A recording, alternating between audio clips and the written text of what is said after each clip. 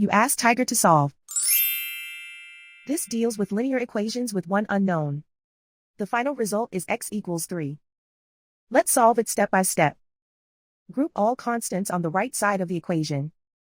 Subtract 150 from both sides. Group like terms. Simplify the arithmetic.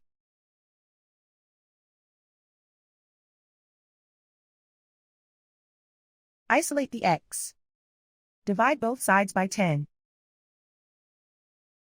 Simplify the fraction. Find the greatest common factor of the numerator and denominator. Factor out and cancel the greatest common factor. And so the final result is x equals 3.